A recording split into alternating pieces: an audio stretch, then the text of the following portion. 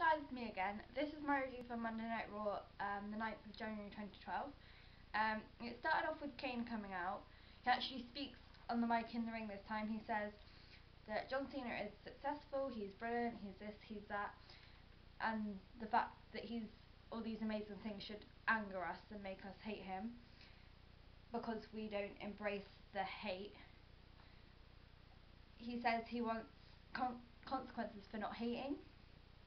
So then Cena comes out and beats him up, and that leads to the locker room. So there's like a fight backstage with cameras following. It then ends up outside in this like little car park type thing. Cena gets pushed into like some boxes or something, like a table or some sort, and the camera zooms in on him and then like follows him as he gets up and turns around. As he turns around, Kane's gone, like does a full 360 turn and there's no one there. So everyone's left wondering what happened there. It then goes on to Sheamus and Santino Marella versus Wade Barrett and Jinder Mahal. Pretty good match, you know. Jinder and Santino always could do with a push, they're both pretty great. It was Sheamus against Jinder near the end. Jinder got the broad kick from Sheamus. Sheamus gave Santino the tag. Santino came in with the Cobra on Jinder and got the 1-2-3. So go there. It then went on to a Miz and John Laurinaitis with David Otunga promo. Now we saw the David Otunga coffee mug. That is the most important thing. He does a slap and everything this time. It was amazing. Anyway, back to reality now. Miz said basically, you need to do something about our truth. You know, he's stalking me. He's attacking me twice now. You need to do something about it. You're my boss. You need to protect me. John basically says, look, mate, I've got other things to worry about. I've got this going on, I've got this going on. I can't give you protection, but you're welcome to go out into the big wide world and find your own. So, he mentioned something about Big Johnny, but I don't think that really meant anything. And he reminds us that Brodus Clay is debuting tonight on Monday Night Raw, so we've got that to look forward to. We've been promised it for months, and it's not come, but now he's on his way, so it's all good. We then get told who the first inductee of the WWE Hall of Fame is. Thank the Lord, it is the Rated R superstar Edge.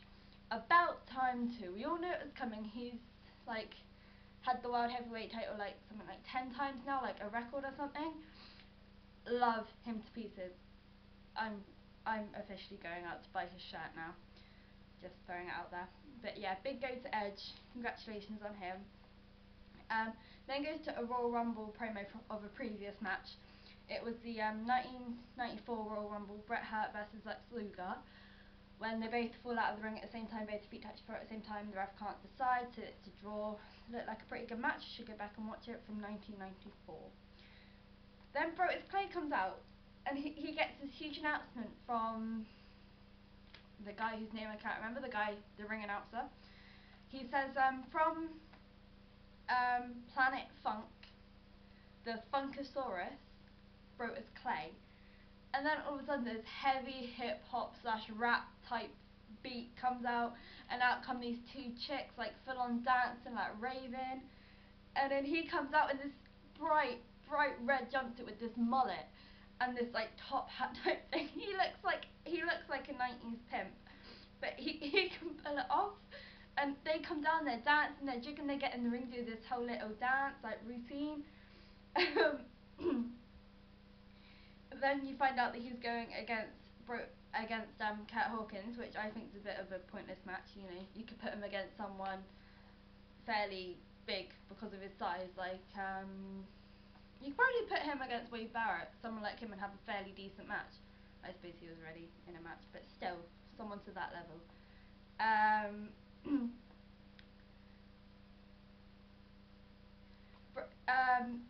Kurt Hawkins tries to get some kind of like grip around Brodus' stomach, which is going to be hard judging by his size, but he managed to get it locked in, and literally Brodus kind of stops, put his hands in the air like that, and starts shaking his hips, and Kurt kind of catches on to what he's doing. He's like, no man, get off me. And he was doing that throughout the match, like just dancing in like a really seductive kind of way to try and get Kurt Hawkins off of him. And then like he'd just stand there and dance in general, and that was such a good gimmick. You don't see that. I haven't seen that since Booker T and the Spinner Rooney. But it's so funny because he's such a big guy, and in NXT he was the one that was taken so seriously, and he's come out and they've done that amazingly in my opinion. They've surprised me with that. They honestly have.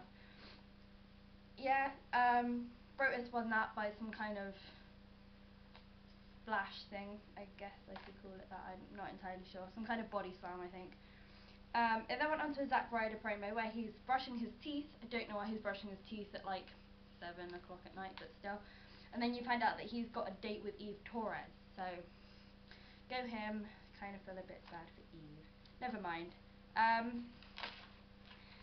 Then goes on to CM Punk versus Jack Swagger. Sounds like a pretty good matchup, both pretty good guys. John Laurinaitis interrupts CM Punk's entrance and says if CM Punk wins this match, Jack Swagger and Vicky Guerrero are banned from ringside at Royal Rumble during CM Punk and Dolph Ziggler's matchup for the title, which is great because, you know, it's never fair when there's someone on the outside. After about a couple of minutes into the match, Punk gets thrown out of the ring by the announcer's table. For some reason, John Laurinaitis sticks around, and like Dolph kind of comes up to kind of step on him a bit, and John Laurinaitis goes, "No, man, leave Punk alone, you know, that's against the rules." So he is showing that he's going to be unbiased when he's the referee at Royal Rumble for this match. But then again, it could just be a whole mind game to, you know, make Punk think that he's got a chance, but I'm not entirely sure. Flying elbow drop from Punk, and he gets the 1-2-3, even though it wasn't a 1-2-3. It was a 2 count, Swagger got his arm up, but the ref counted the 3. They've done so many replays of that. You think if it was just like a general mistake, they wouldn't show it like again, where they replayed it like 3 times in like slow motion, so you could see 1, 2, shoulder up, 3, and then the bell going. So I think that might have been a little bit planned there. I don't know, maybe the ref was in on something. I'm not entirely sure. Then went on to a John Cena and Zack Ryder promo backstage. Zack basically says thanks to Cena for saving him last week, for giving him the shot at the title, etc. Cena then congratulates Zack Ryder on beating The Miz on Twitter when it comes to followers. He's got more followers than The Miz. Says that he's in the top 5 most followed superstars on Twitter, so go Zack. Then goes on to the Bellas and Ricardo Rodriguez. Sorry, I can't speak Spanish. Ricardo Rodriguez, I think I've got that one right. Basically telling him to, you know, give Alberto Del Rio like best wishes on getting better because he's in a wheelchair or something. Miz comes up and says to Ricardo, "You need to go out into the ring and call our truth out. You need to offend him to the best of your abilities." Ricardo sat there going, no, because he's going to beat me up. And then Miz basically threatens him, so he doesn't have a choice, but still. So, yeah. And then it goes on to Hall of Fame announcer 2 inductee, which are the 4 Horsemen. Now, one of them is called Ann Anderson. The other one is, of course, Ric Flair. I think one of them's called Bobby, and I can't remember what the other one was called. I'm really sorry if I've offended any like die-hard 4 Horsemen fans, but I honestly can't remember. I wasn't watching it back then. I've not really heard of them before now to look back on what they've done, but sorry about that. I'll be sure to look them up and let you know if they did anything that's gone down in history. Then back to the ring, Ricardo calls out Truth, said that he's a bad man, has bad breath, he smells like a donkey or some kind of taco treat or something like that. Truth comes out and says he's a good R-Truth, you know, he showers, he doesn't smell. He asks the crowd, or Little Jimmy, if he should spare Rodrigo and let him go. The crowd obviously say no. Truth asks Ricardo to sing him a song, the Cucaracha, something like that, I can't really say it. Ricardo sings it. I think he sung it before when Del Rio won the belt. I'm not entirely sure. I think he sung something. He kind of does it, and then he starts getting into it, he starts jigging, and he goes remix and starts like rapping it, and it gets really funny. That was quite good. He's actually got a fairly good voice for someone that's known for talking, not singing. He goes to Ms. Truth is like, sing it again, that was really good. He goes up there, I think he knocks the Truth's mic out of his hand or something, and Truth automatically gets the crazy eyes, which immediately freaked me out because they went like that. It was really scary. So Truth beats up Ricardo. Miz then comes out from behind and ambushes our Truth. Truth gets the upper hand and Miz runs away into the crowd. We then get told that Y2J, Chris Jericho, is going to be here tonight and like going to get an update on him. He comes out, plays with the crowd too much again, and he literally just goes, "You scream, you scream, you scream," until they're booing him.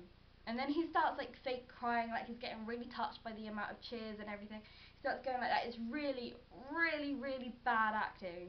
It's so obvious that he's acting. Like, he's always been fairly good from what I remember, but now he's kind of just gone whoosh. And then he leaves without word again, which is really annoying because I really want to hear him speak and find out why he's back, and I want to find out who this chick is as well. But I guess we're going to find that out next week, hopefully. Then goes on to Zack and Eve promo. They're in the parking lot, so obviously they have their date. Eve's in the car. Zack's trying, like, repairing a flat tire, like taking it off and putting it back on. And Eve's like going, hurry up, you know, hurry up, we need to get out of here. And yeah, and then it just goes back to the ring where it is Dolph Ziggler versus John Cena. About 5 minutes into the match, Zack and Eve come up on the Titantron, the big screen by the entrance, and it's basically the same scene from a different angle. And then all of a sudden, out of nowhere, completely out of the blue, Kane comes out, starts beating on Zack, bless him. Eve is screaming so loudly from inside the car that she sounds like she's in your ear. Punches thrown to Zack. He gets chokeslammed over like a step which looks like 1.5 feet deep, so you know, concrete's quite painful.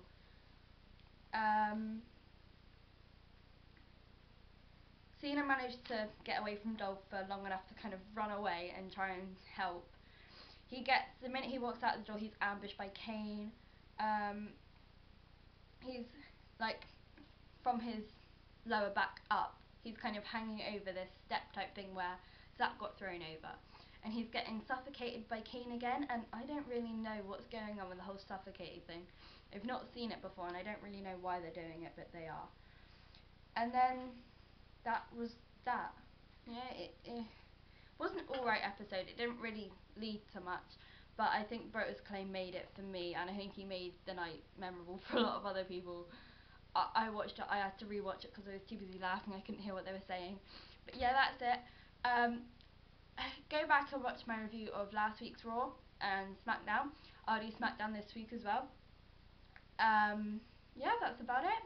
Thanks for watching, and I'll see you guys next week.